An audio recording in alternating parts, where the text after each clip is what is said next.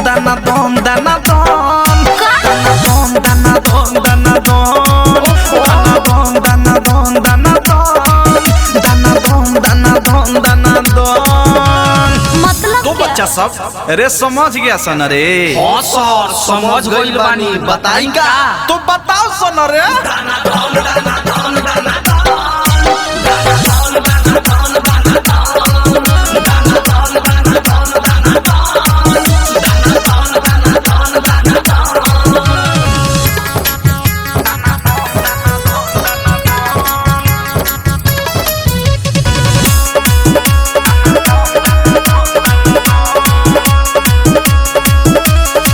हमरा लागता रउआ पढ़ल लिखल न बानी, लिखल पढ़ल बानी। जब मरद के फुल फॉर्म बता देनी तो तनी यारों के बताइए दी।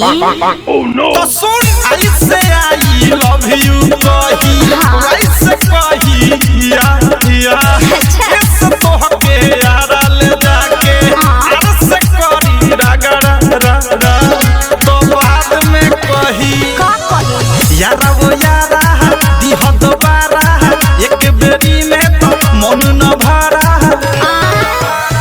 नया दादा नाई यारा बा में रिक्शा बा मरद वाला फॉर्मूला या सारा जी फिक्स बा तनी फेर से बताइली ही गान। एम से मारे वाला ऐसे अनार में आज से रात भर ऐसे आका डी से दाना दोन दाना दोन दाना दोन दाना दोन दाना दोन दाना दोन दाना दोन दाना दोन दाना दोन दाना दोन। ए ओ मंगरू का जगह उधरी। अरे उठ ना रे मंगरुआ, उठ ना। अरे तुम वहाँ रहा था रे, क्या समझा है बताओ तो तने।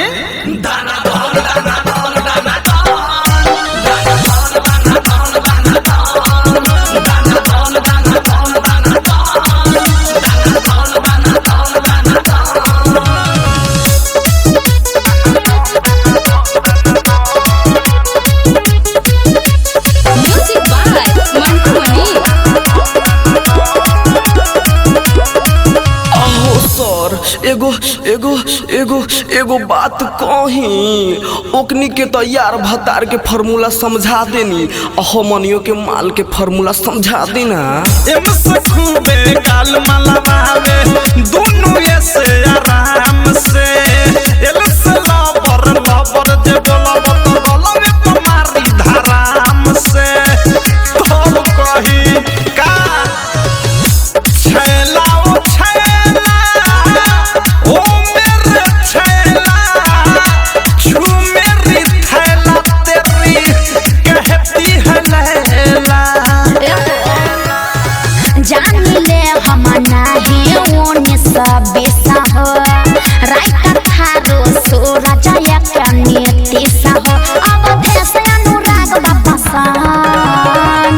एम से मारे वाला ऐसे अनार में आर से रात भर ऐसे आका डी से दाना दोन दाना दोन दाना दोन दाना दोन दाना दोन दाना दोन दाना दोन दाना दोन दाना दोन दाना दोन दाना दोन दाना दोन। तो अच्छा बच्चों आज का पढ़ाई यहीं पे खत्म। अच्छा ये बताओ मेरी पढ़ाई से क्या सीख मिली बताओ तो जरा।